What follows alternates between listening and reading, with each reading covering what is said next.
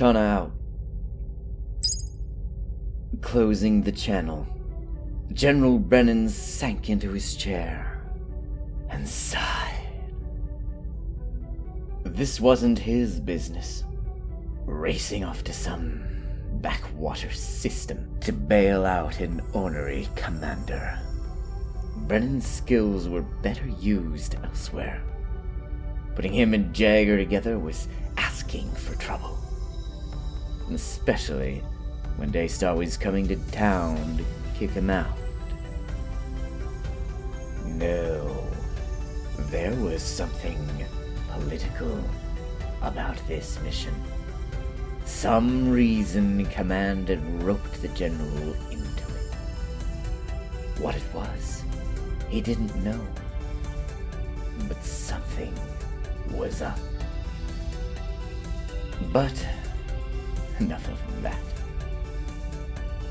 Rubbing his hair, Brenyn scrolled through the comp desk until he found a second comm call box. He activated it, leaned back and groaned loudly. A 20-something girl appeared on the window and giggled at his groan. Oh, Daddy, you letting the wolves eat you again? Oh, they looked so hungry and pitiful. He couldn't help but grin. As frontier days, Zeph. Cold.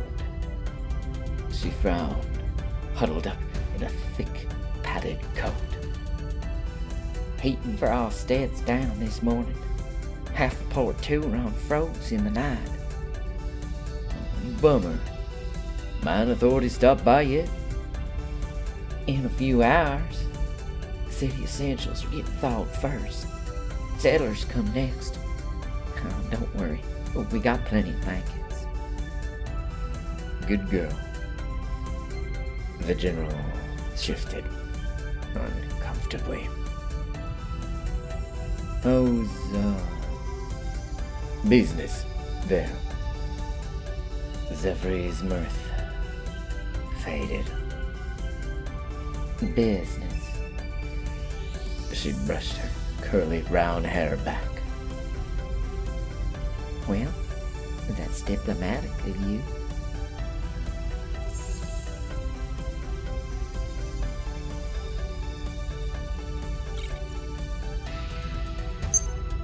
I'm your father. How do you expect me to act? My life, my choice. You said you'd respect me. Never said I'd agree with you. Deystar closed his eyes. Zephyr, you dropped out of college and moved to the fringe to join smugglers. A lot of fathers would forget you were born. The fringe. Feels more like the fridge today. Zephyr hung her head. I know you don't understand why I did it. I don't expect you to.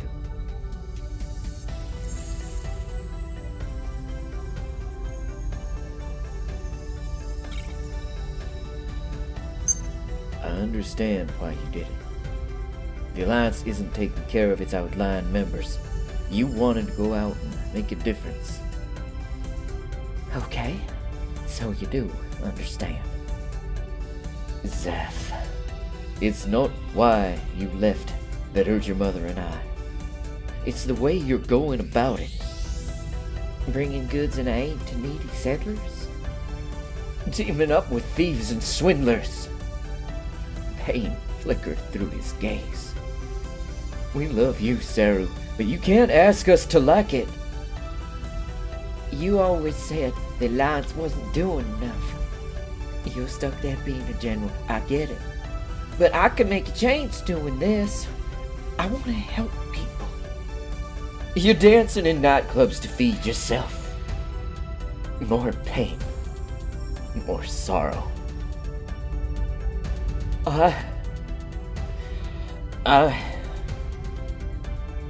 You wanted more from me. Zephyr's eyes welled up. But I don't. sorry. This is what I want. Please don't cry. I still love you. Mom, too.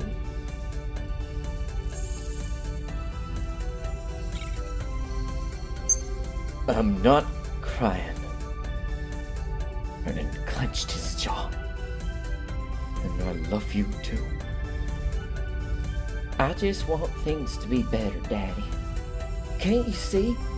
I'm happy here. I'm changing lives, making the Alliance a better place. Isn't that what you taught me?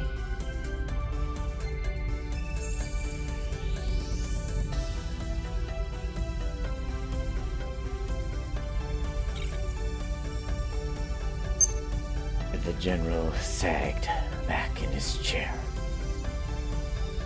Yeah, Sarah. I did. The door opened behind Zephri, letting a young man into the stead. By Ramira! Whew! Glad you're not on tonight. The wind's a killer. He walked over and gave Zephri a quick kiss. Mushuva. Didn't know you had a boyfriend? She smiled. Daddy, this is Norin. We started sharing a stead 2 weeks ago to save on housing. He works at the city spaceport. Oh, General Brenyn, sir. Norin sat and saluted respectfully. My cousin's a Lynx pilot on the Hive front. Zeph's told me a lot about you.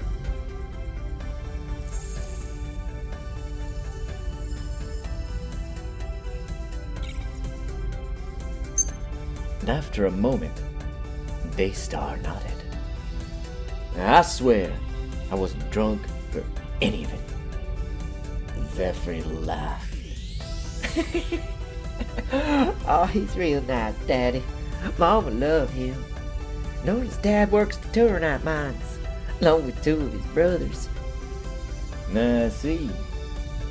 He tapped his chin, a slight frown on his face. I'm sure they all share an awful, not worth living together in-house. Come on, Dad. My life, my choice.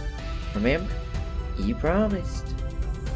You test my fatherly love sometimes. He exhaled. Nice to meet you, Norin. I'm sure you're a wonderful influence on my daughter. You raised her well, sir. And dare I say, she's the prettiest thing this side of the nether. Zephri awed and kissed him.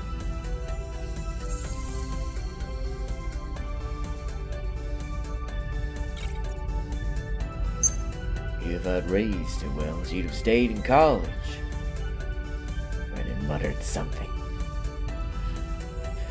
Oh well. I'm sure you won't eat each other. At least till you run out of canned soup. That's Daddy's way of saying I'm happy for you, without actually having to say it. He means well.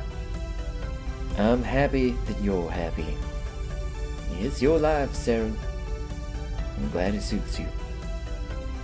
Me too. Norin stood up, wandered off into the stead. Zephri's face saddened. Heard anything from Brenyn yet? Nope. The general looked away. 6 years later, still seeking fame and fortune in paradise. Think we'll ever see him again?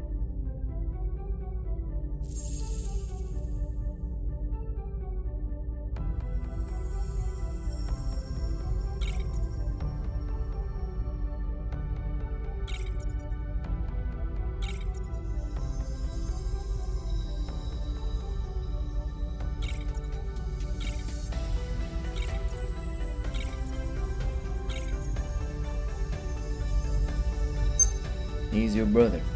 When he runs out of money, he'll come home. But it's been 6 years. I know. The conversation died. And how's Hud? Oh, Hudson's doing fine. Just made guardsman. He'll be working planetary security for Doris Prime. Got a flight across Madeira from us. Oh, that's nice. She smiled. Bet you'll see him a lot. I'd like to see all three of you a lot. And he tossed his hands. Oh well, the good Lord bless me with one obedient child at least. Daddy. Alright. His smirk turned into a grin. Well, I better get going. This ship won't fly itself across the Alliance. Yeah, guess not. I'll call you soon, Daddy. Take care out there. I love you. Love you too, Sarah. They waved. Bye now. Hasadime. The channel closed. General Brenyn leaned back, stared at the giant Alliance seal on the ready room wall.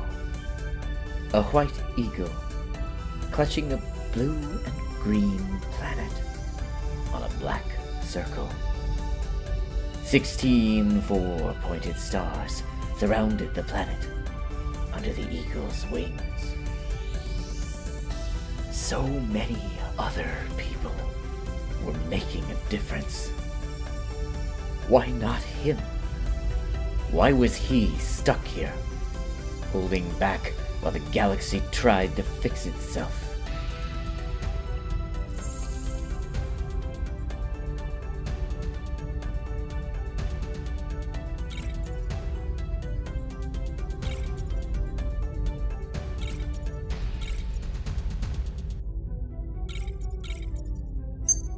Because people were wrong. That's why. Not in their intentions, but in their execution. No one had a good plan to save the Alliance. Not Colonel Jagger. Not Zephyr. Not even the Western Belt Resistance. Everyone pulled away at their little corner, without thought for how to mend the whole. Brenyn himself didn't know how to fix the hole. With yet another sigh, he tapped the comm button. Brenyn to Colonel Vera. Yes, General? Signal to 134th. Time to move out. Aye, sir. With a volley of flashes, the Katana and its fleet jumped to faster than light.